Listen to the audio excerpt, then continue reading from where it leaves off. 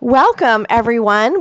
We're really lucky today to have kind of the queen of brioche. I think we have to give you a title, Mercedes.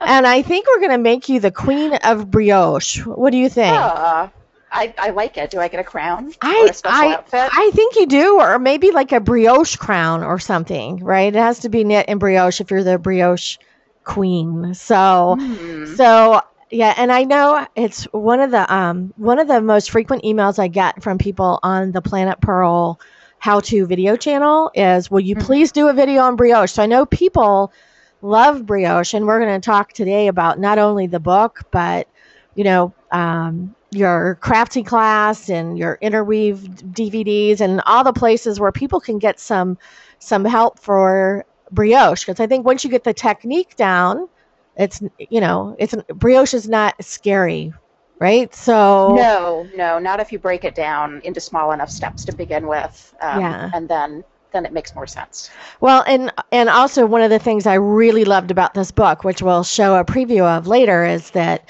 you kind of walk people through, and it starts with kind of a simple no increases, no decreases, no nothing. A very simple brioche kind of, it's really like a large swatch kind of pattern. Hmm. And then work your way up. And also in the book show how you can use a little bit of brioche to make like a garter stitch or a stockinette stitch a lot more I mean, make it special without actually creating an entire garment in brioche if Right. people feel a little overwhelmed by that kind of work. So you haven't been to visit us before, so welcome. I love having newbies here. I always learn something, which is nice. So tell us, Mercedes, how did you get involved in knitting, and then how did this end up with this, master of brioche thing? Um, I sort of have a tendency with uh, career planning to not have a plan. Things just sort of find me, and I will take opportunities as they, kind of come in my path. And so I was knitting as a hobby, and I was actually working as a bookseller at Barnes and Noble. And one thing led to another, and talking with some other people in my fiber guild, we were saying how we would, thinking about how great it would be to have another yarn shop in town. Um, and I ended up being part owner of a yarn shop for about 5 years, um, and learning a lot on the job at that. Um, and then I had a hand-dyed yarn company for 2 years after that. And what I found was I was Whoops, are you sorry, there? I just plugged my headphones for a Oh, second there. Sorry, that's all right. caught my headphones on the edge of the laptop. Um, I found that I was just drawn more to spending my time on designing projects than I was my other tasks that I was supposed to be doing, especially anything involving business administration like Yeah, paperwork. yeah. So I am now designing and teaching and writing full time, and that's kind of the best fit for me career wise within this industry. I joke that I've had like just about every job in the industry, which isn't really true, but I've done a lot of different things in the yarn industry. So yeah, now I can focus on like having those ideas and figuring out the best way to teach them, and seeing what people are interested in knitting and figuring out how to break it down into the best steps and things like that. So that's been a good fit, um, Yeah, as I far am a as firm believer people who love yarn and knitting should not open knitting stores. No, I mean, because it's and retail especially is, I mean, it's not a 9 to 5 job that leaves you all this extra time to just, No. it's not like you're getting free yarn. And I mean, it's work. Retail is Yeah, yeah. really hard work. And it's tough when you turn something that you really love into a business that forces you to show up and then also do all that admin business Yeah, I stuff. was just not cut out for showing up in the same building from, fixed hours from, say like 10 to 6 or whatever. 6 days a week. That just was not. I'm much better with a more open schedule, and if something's going crazy on a certain day, I can still get in some work, whether it's swatching or drawing or answering email. So Yeah, it was. I'm better with a looser schedule. What was funny is when I met Nikki Epstein when she was teaching a workshop that I went to in Illinois, which I joined that guild just so I could take this 3-day course with Nikki Epstein. Is she? Because I was practicing law at the time, and I said, "Oh, I just have fallen in love with knitting." And she was in the front seat of the car. She turned around and said, "Do not open a yarn store." Which I thought was like a crazy piece of advice, but she said, "Don't open a yarn store." And I said, I wasn't planning on it. She said, good, don't do it. So yeah, it was pretty funny. So that is funny. So now, how did Brioche catch your eye and your attention? Yeah, the first time was when I was still running the yarn store. Interweave Knits had an article by Nancy Marchant about 2-color brioche, and I had never really seen that technique before, and so I sat down and got a couple of different colors of yarn and cast on and tried it out, and there was a lot of ripping and a lot of colorful words and some minor frustration, but I got the hang of it relatively quickly. It was still within that afternoon, and knit a few things like hats and cowls with it, and then just got pulled away by other, work responsibilities. And a few years later, Nancy's book, Knitting Brioche, came out, and I was looking at it in the bookstore and just kind of fell back in love with brioche stitch again. And I was doing a lot of designs in brioche, and it's one of those things where my niche kind of found me instead of me finding my niche. Like, brioche stuck, and I could make sense of it and design in it, and was happy with it, and it just kind of rolled along until people were Interweave asked if I wanted to teach a video on it, and in spite of having terrible stage fright in front of the camera, because it was the first time I was ever in front of the camera, I got through that and felt pretty confident in my skills, even if my presentation wasn't. My presentation was all nerves. And then I guess maybe about a year after that, I had started to get enough brioche design ideas and things together to where I was talking with the Interweave books department about developing a book on brioche, which, it's about a 2-year process from like the first glimmer of idea and, all the way until it's published. So and in the interim, I taught for Craftsy, teaching brioche. So. All right. So should we take a peek at the book? I think we should. I vote yes. Okay. I'll bet if I You're took in charge. I know, because I am in charge. I do have the control panel. I have the control panel. So, but I'll bet if we took a vote in here, I'll bet people want to see the inside of the book.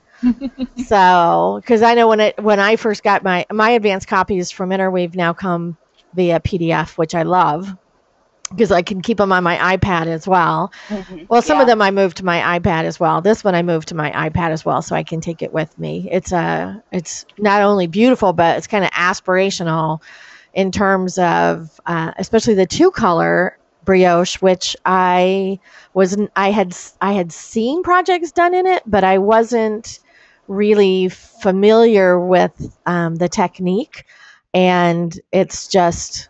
Yeah, it makes me happy just to look at it. So yeah, so let's take and I would never want to design in it because it just I'm glad that you're designing in it because then I could just knit beautiful things and not have to actually do any math. So thank you for that. Fine. I'll keep up that end of things. Thanks. Someone's got to do the math. I mean, that's the whole thing.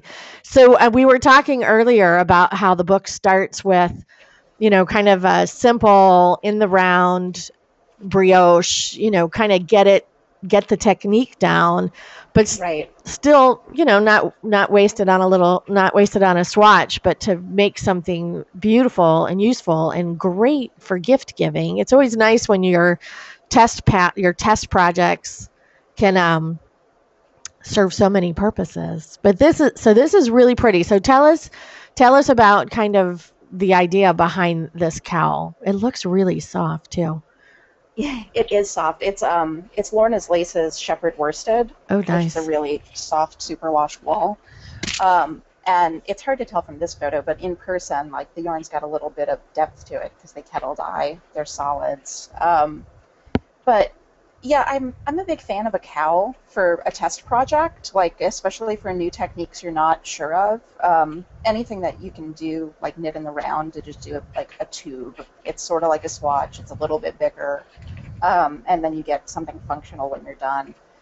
Yeah, and by the time you're finished with it, you actually have the muscle memory back in your hands for this stitch, which is the nice Exactly. thing. So Yeah, because you end up, yeah, the muscle memory thing in the beginning, like because brioche is a combination of these like slipped stitches and yarn overs, and then knitting those yarn overs together with their stitch, the rhythm is a little different at first, and so it takes a while for to get into that rhythm. But once you do, it flies along kind of surprisingly quickly after that, first awkward stage when you're just getting your hands kind of used to it. So, yeah, and I think most people experience that when they start to knit as well. And then there's that oh yeah, moment where it kind of just clicks in and your yep, hands and your brain work together and they know what they're doing. So that's what I love about a project like this rather than knitting back and forth on a big swatch as you learn a new technique. So yeah, Kate right. says this is a great way to start, which I agree. And I would keep this for myself. I'd say the hell with my friends. So, but that's just me. So I loved this because it really shows kind of that directional brioche that creates such a dramatic statement without having to do the whole sweater like that. Yeah. So talk to us about this sweater. This sweater is getting a lot of love as Yeah, this well. sweater has definitely been like the most popular on Ravelry so far. It's knit in Fiber Company's Acadia, which is a beautiful blend. I mean, all of the Fiber Company's blends are just luxurious and squishy. So the body is actually knit from side to side, like both the front and the back, and then you graft up the one side seam to connect it, and the sleeves are knit separately, and then you knit up from that body and sleeve portion that V-shaped brioche yoke, and then the ribbing at the bottom is added later. So it's an unusual construction, but it's done in like smaller segments, and the brioche isn't overwhelming because of that. So it was an interesting project to design because of that, because it's done in different directions.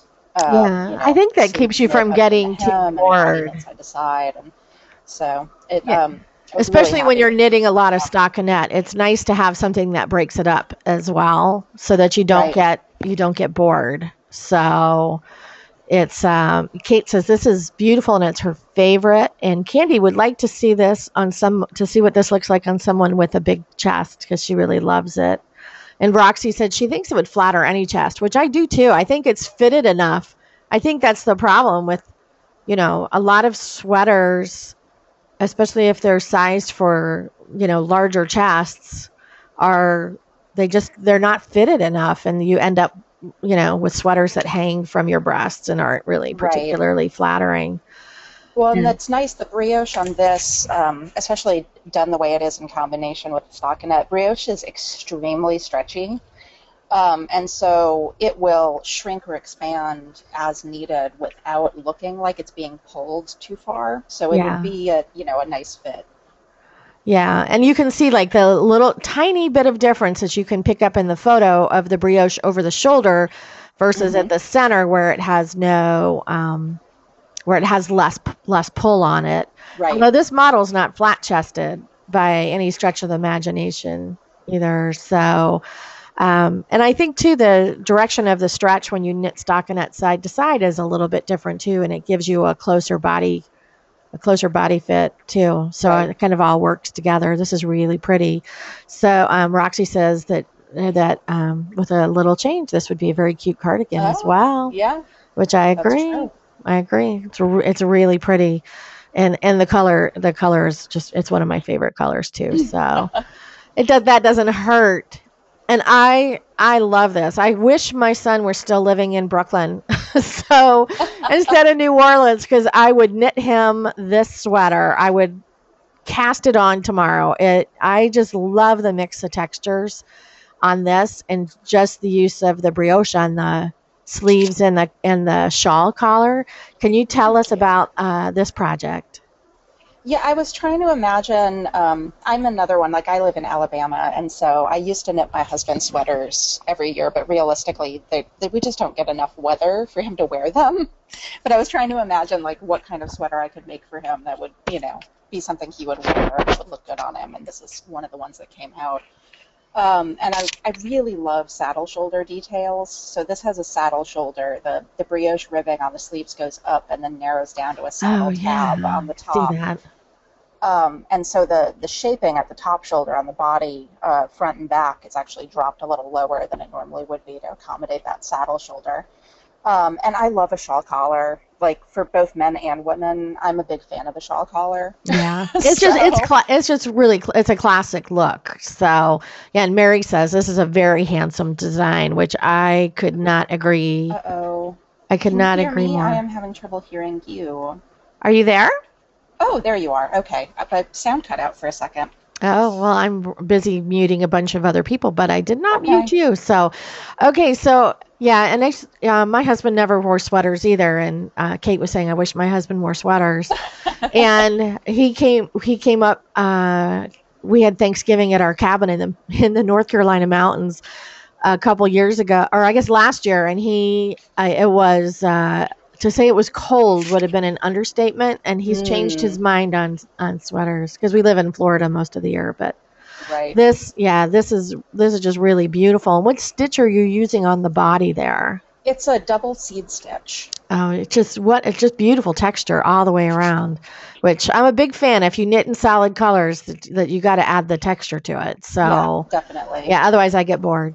So this is so sweet. And it just shows what a little bit of texture on a stockinette top can do. Tell us about this design, which is also getting massive love on our website, on our Facebook page.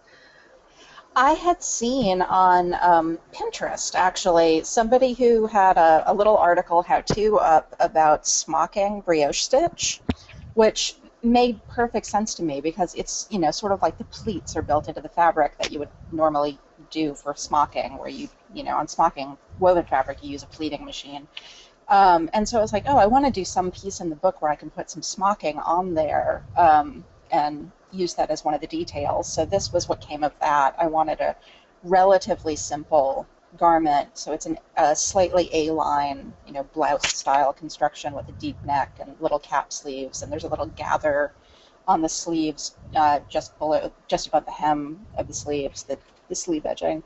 And then the smocking gets put on after all of the knitting is done with, hand stitching it with a tapestry needle and the same yarn. And it's a faux button placket on the front, just to add some, sweet detailing to it without, we don't actually need a button placket on the style of blouse. It's just for looks. So. Yes, and just a style that'll look good on so many different body types as well. Yeah. Yeah, it's a classic shape, so it would fit into a lot of people's wardrobes really easily. Well, Candy wants to know what yarn you used for this. This was Classic Elite Magnolia, which is a silk blend, and it's like a single ply, and the silk gives it a nice drape. Yeah, it's really pretty. Bern says it's so cute, which I agree, Bern. And Mary says it's lovely. And Kate wanted to compliment the yarn theme on wall art on the photos, which is just it's very cute. It goes all the way through the book, and yeah, they the photo styling, like the folks that were in charge of styling the book, had that idea of doing the yarn wrapped letters, and I thought that was adorable, and it turned out really, really well. I'm thrilled with the photo styling on the entire book. Yeah. They did a nice job. Well, it's interweave, so we would be disappointed otherwise. This is a step up using the brioche for cables on this. Really beautiful sweater, and I think for a lot of knitters would look at this and be a little scared. So tell us that it's not scary. This one is definitely more involved than some of the others because we're in a lot of the other sweaters in the book, garments and pieces that I'd done. Brioche is only part of the stitches used. You know, we're using brioche for trim or for a portion of the sweater. This one's brioche all the way through. So it definitely is more involved as far as, you know, paying attention, but a lot of it really is just plain brioche rib. The back is plain, the sleeves are plain. The side, you know, the side body is all plain brioche rib. So that part goes pretty smoothly and rhythmically. And then the cables are where, you know, things need to be paid attention to. But cabling in brioche is pretty much the same as cabling stockinette. You're just, you know, you're knitting stitches out of order. You're putting stitches on a cable needle, holding it to the front of the back. You're just doing it instead of in stockinette, you're knitting in brioche rib. So you're keeping that same stitch rhythm going and just, you know, knitting stitches out of order to get the twists. Yeah, so it's just really the front panel that requires a little extra attention. Right. Right. So Frankie wanted to know that it's just the back is brioche, but no cables? Right. The back is just brioche, no cables. Although if somebody was feeling ambitious, they, I'm sure, could just, you know, transfer that panel to be both on front and back. Yeah. Yeah. I guess do the front first and see how you feel. See if you're feeling it for the back. So yeah, Candy says, wow, which I agree. I mean, this is like one of those showstoppers that nobody will believe you knit yourself. And Roxy says it's wonderful. And Trisha said this looks very warm. What yarn did you use for this? Because it looks like it has a really nice kind of little bit of a halo to it. Yeah, it does. It's Rowan felted tweed. Ooh, so it's I love that yarn. A weight, and it's got a little bit of halo to it, but not so much that it sheds. Because I've found that I don't particularly love knitting with yarns that have like alpaca or an angora that comes loose from the yarn and gets in my face. Yeah, and you don't want to have to cover your clothes while you're knitting to keep the little hairs off, right? So this is a very well behaved yarn. Well, we like it when our yarn behaves. Yeah, and there's a men's version of this sweater it's got a crew neck instead of the slate funnel neck, and it's also still raglan, and the cable panel's wider. So there's like a men's version of this cabled sweater in the book too. Yeah, in case you're feeling the love. Mm-hmm. Yeah, this one, I went nuts for this, and so did a lot of other people. So either I have good taste or I have common taste. I'm not really sure which one that is. But either way, this is a perfect example of how some fancy brioche stitching can completely change a simple sweater. So talk to us about this. It's so pretty.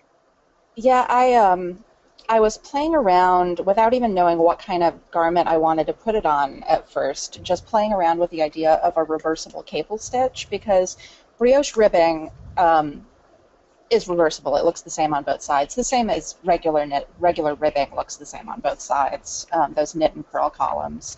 And so if you do the cable twists, it looks identical on both front and back. And so it's like, okay, what can I do that would play with those cable shapes? And I came up with this idea of this sort of lattice cable. And then, you know, sat there turning the swatch over and over again, flipping it back and forth, thinking about what it would, you know, be best applied to. And I loved the idea of doing a shawl collar where the front detail would just sort of carry up into the shawl collar and be able to flip over and look the same.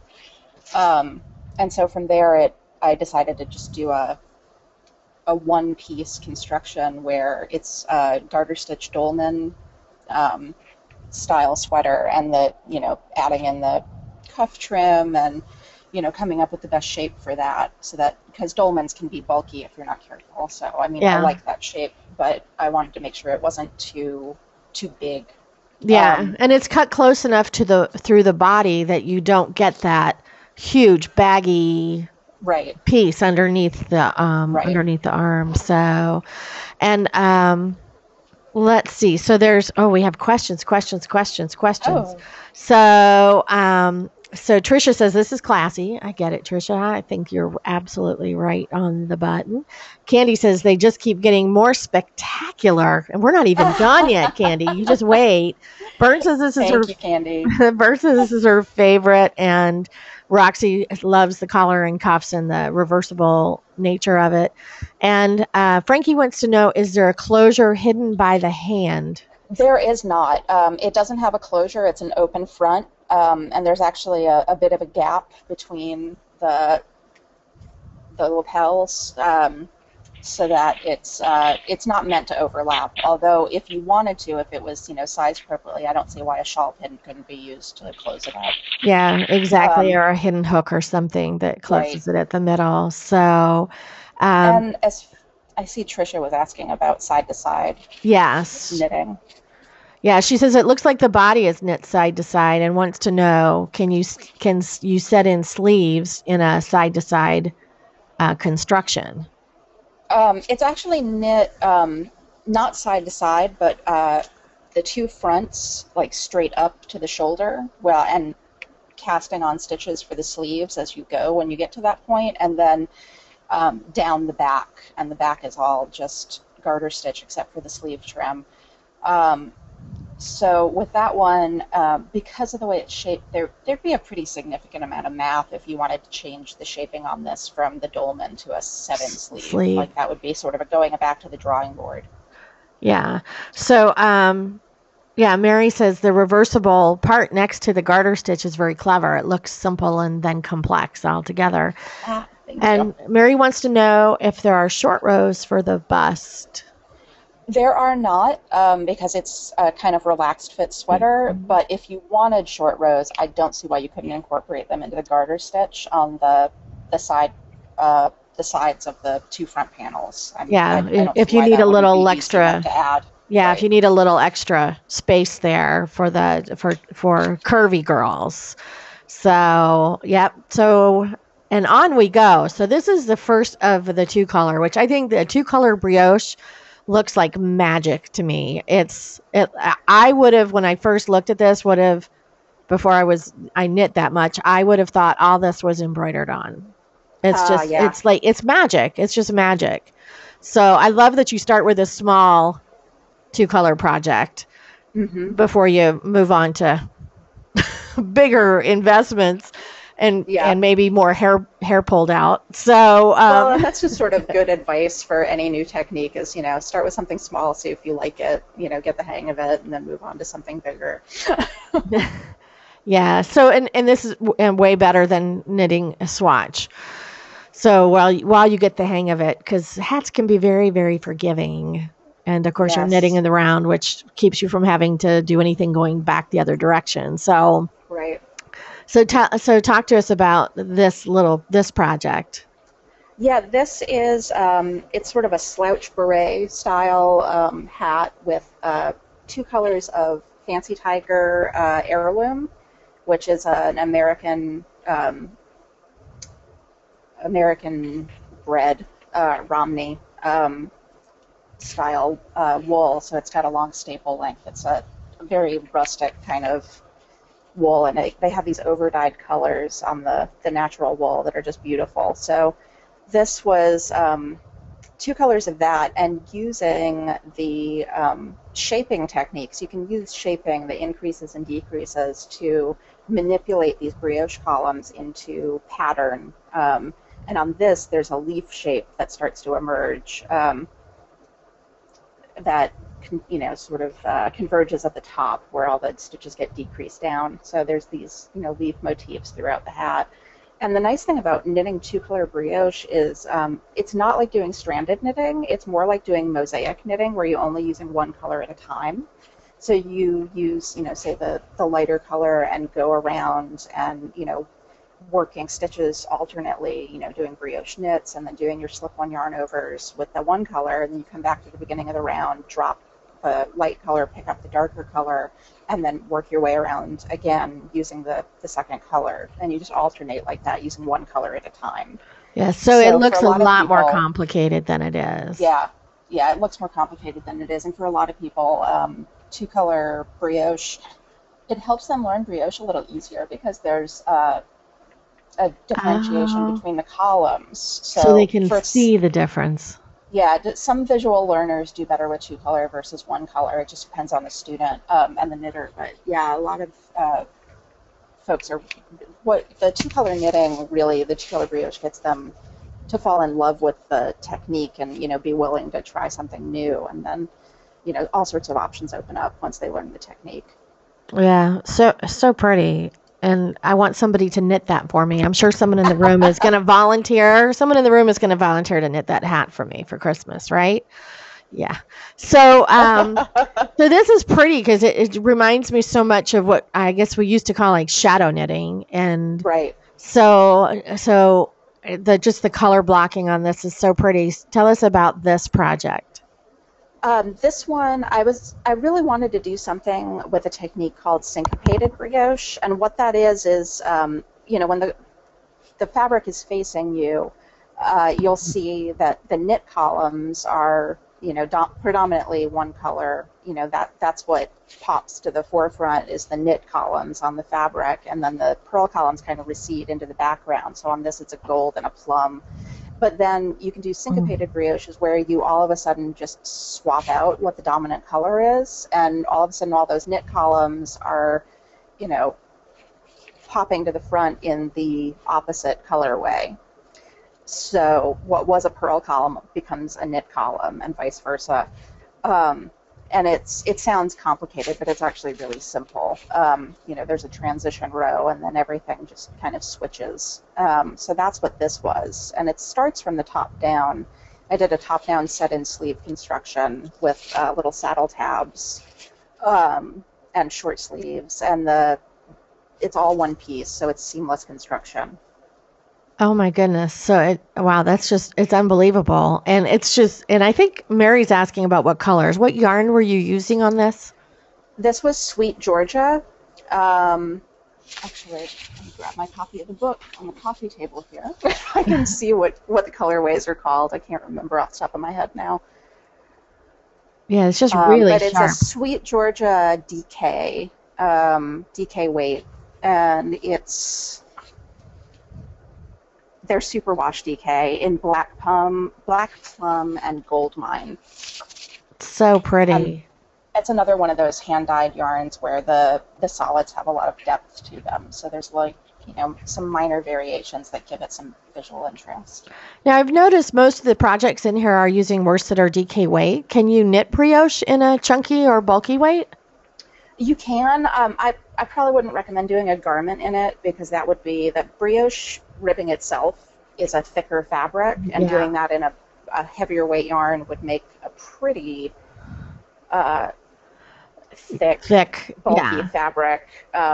If you're looking for something for Arctic weather, that might be a good choice. Yes. If you're going to go on the Iditarod, you and your dogs could have chunky brioche sweaters. Yeah, there you go. Trisha wants to know if you can use fingering weight in brioche. Yeah, you can. And I have some projects in the book that use some lighter weights of yarns. I think that little yellow top with the smocking on it is a lighter weight yarn, isn't it? I think it's a DK weight. Oh, is it? Okay. DK or maybe a sport. Yeah, it looked like sport weight. It had very fine texture to it. So, yeah. But yeah, so let's look at color work for guys. And actually, this is unisex. I mean, I would love this in like really graphic colors for myself. Right. But so tell us about this project. This is another one that uses that syncopated brioche technique where you swap out the dominant colors and push the non-dominant color to the front by making it into a knit column partway through, and so it's alternating a certain amount of rows where the lighter color is dominant and a certain amount of rows where the darker color is dominant, and it gives it that shadow knitting effect. Like when you look at it from different angles, the stripes recede or come forward, depending on how you're looking at it. Yeah, and I'm like so ridiculous today. I just actually turned my head from side to side to look at the picture on the screen. Like this picture is not three-dimensional, Beth. But I catch myself doing that all the time, or trying to look under something. It's like it's not 3 dimensions, right? But Yeah, this is, and I can see this, if you did this in like two colors that were close to each other, like a tan and a cream would be so pretty, but also if you did red and white, I mean, if you did something really, Right. really graphic, that this would be beautiful in any kind of those combinations. Yeah, and Roxy said this would be really interesting if one of the yarn choices were a hand dyed color shifting yarn, Oh yeah. where the alternating stripes actually shifted color as you moved, which could be really, really interesting. So yeah, if you were, if Yeah. yeah. So and then this next one just really, this blew me away. I when I looked at this, I thought all that must be embroidered on, because there's no way that got knit. All that is knit into the project. This is one of those things that nobody ever believes that you knit yourself, because it's just, it's like, yeah. And Kate says the colors are amazing, which I agree. It gives, and I think that's with this kind of brioche, that kind of dramatic shift in color really shows off the technique like nothing Oh else yeah. would. So tell us about this gorgeous piece of art here. Thank you. It's knit in Spud and Chloe's sweater, which is a cotton wool blend, so it's a worsted weight, and the majority of the piece is stockinette. All the chocolate brown parts on the sleeve and the body are stockinette stitch. But it starts actually with that panel of brioche stitch that runs across the bottom of the round yoke. So you knit these two panels that are knit flat in two-color brioche, and then join them together at the back with three-needle bind-off. And then from that long band, the rest of the sweater's worked either, off of one side of it or the other. So the body, the bottom, is picked up around the bottom edge of that band and worked down, as if you're working a top-down round yoke sweater.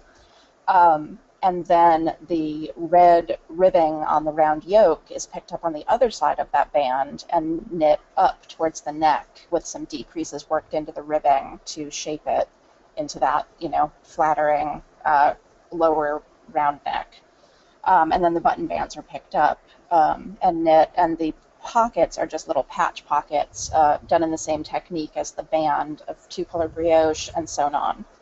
So Yeah, so the nice thing about this is you do the two color brioche band first, and you get that out of the way, and then it's easy sailing from there, which is really nice. And I do appreciate that in your designs you give people a break with some garter or stockinette stitch, so it's not, it's not full on. Yeah. Well, and that way, you're getting that detailing from the two-color brioche and getting all the benefits of how, beautiful that looks as far as like the graphic color work, but it's not the whole garment. You're using it as a detail. So yeah, really, really, really, really, really beautiful. So thank you. Now I know now everybody. Tricia says that she likes that it looks like the model's wearing a cape because of that wide yoke, which is really, really nice. So let's see where people can go to keep up with you, Mercedes, which I think is almost a full-time job. We'll be keeping up with you because you've got a lot going on. So of course you can go to Mercedes' website, which is Roxy said that it could be a darling capelet too if you knit straight down I don't on that. see why not. Yeah, really pretty. Oh, that's a great idea, Roxy. I'm thinking about that now. So you can go to mercedesknits.com and keep up with everything that's going on with Mercedes, which there's lots going on. Lots going on. And so once you go and check that out, of course, and there's links on Mercedes' website. She's got her designer page, which at Ravelry, which oddly is Patterns Designers Mercedes Tarasovich-Clark. So oddly enough, it's actually your name. And you can see all of Mercedes' catalog here of her work. And then in case you feel like you need a little help on the brioche knitting, because some people don't learn from reading it in 2 dimensions in a book. Right. I'm not one of those Yeah. people. I learn from seeing it in 3 dimensions on my 2-dimensional computer screen, but still I prefer seeing it done. Right. If you're one of those people, if you're like me, then you can head on over to Craftsy, and Mercedes has a class in brioche knitting, and actually brioche knitting made easy, which is even better than just brioche knitting itself. So, because you want it made easy, that's kind of, right? That's the deal. We break it down into a lot of smaller steps, and there's 3 accessory projects in the class that the patterns come with the class, for fingerless gloves and a simple hat and a textured cowl that can either be knit in 1 color or 2 colors. So all those projects are included with the class, and I go over how to do all of those step by step. Yeah, and Craftsy always running sales on their courses as well. So make sure you just sign up for the email list at Craftsy, and they'll notify you, because I mean sometimes they're like half off. They have like great sales on knitting classes. So you want to keep track of that if you're interested in taking a class. Any of the links to the class on my website should be discount links. I usually put up the discount links rather than the full price links when I link to from my website to Craftsy. So. Ah, very good. So there you go. So that's where you go first. And then, I'm picking up somebody's audio. Let me just figure out who that is. And, well, actually, I'm not picking up anybody's audio. That was weird. Everybody's muted, so I'm not really sure what's going on here. But, so the other thing is to go over here and, it logged me out of YouTube. But you can get to a link from this on your website, which has somebody has unmuted themselves, and I'm trying to figure out who it is. Mercedes, are you still on your headset? Yeah, I am. Okay. I can't figure out who this is, but I'm getting feedback from somebody's speakers. Your speakers won't be on. That's so weird. Hang on, I'm gonna mute everybody, and then I'm gonna unmute you. Okay.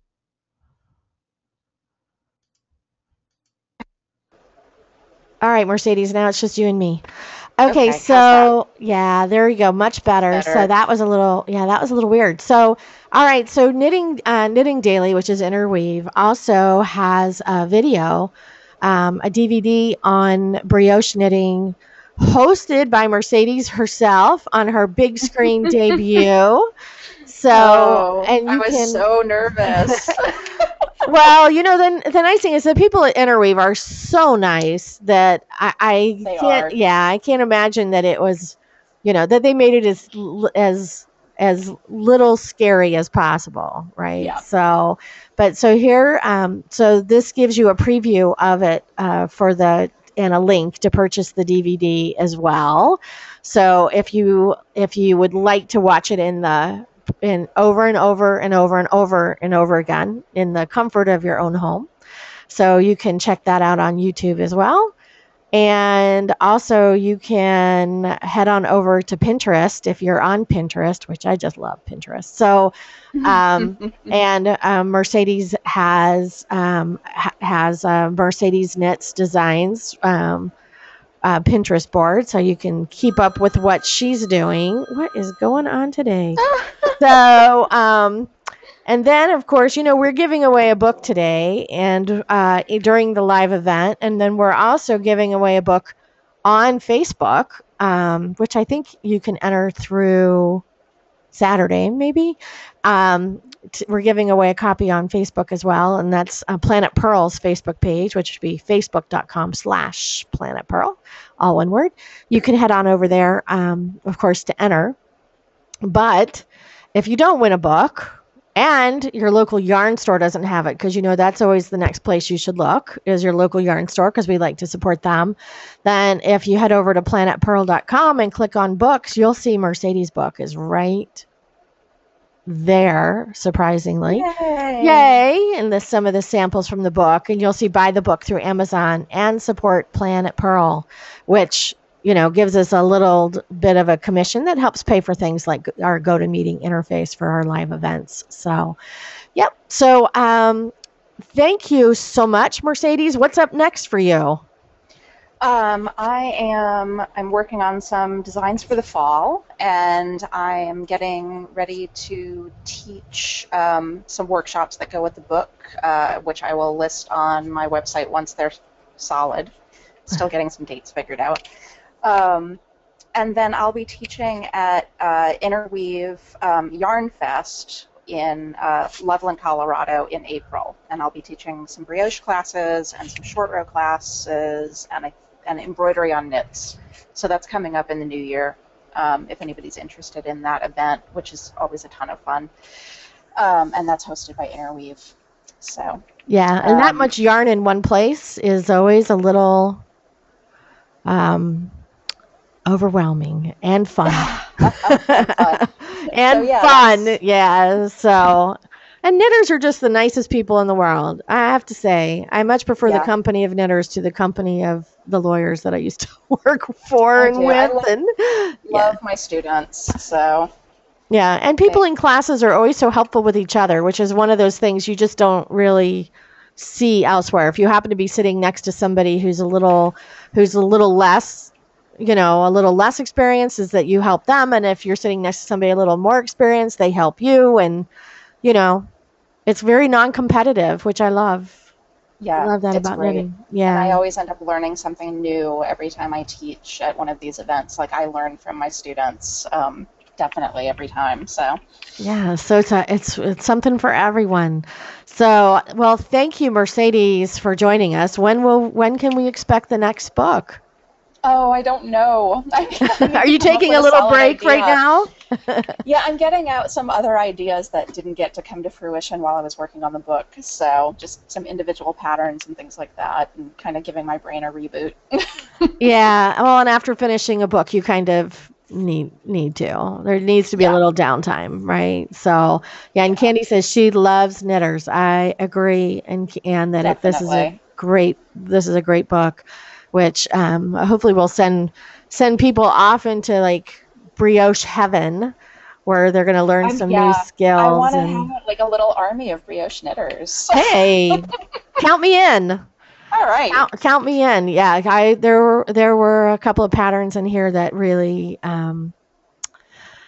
makes me want to knit brioche. And as soon as I finish the 3 sweaters I currently have on my needles. So yeah. So Savannah says, doggone, she missed the interview. I know, Savannah gal. I just saw you come in. That she'll look for the recap online, which should be posted later today or early tomorrow. And of course, I'll post the link up on Facebook so that you get a chance to preview the book, because it's really gorgeous. So people, stick around, because I'm about to give away a book. And thank you so much, Mercedes, for taking time out to visit with us and kind of give us the backstory on these beautiful projects. I know it's going to be a wild success, and that Interweave is going to be dogging you for the next thing. So yeah. Oh, thank you for having me. This was a lot of fun. Oh, it was absolutely my pleasure. And Tricia says thanks. I'm sure everybody's just really delighted with what they saw today. The book was getting lots of love, as it deserves. So thank you again. And people, stick around. I'm getting ready to give away a book.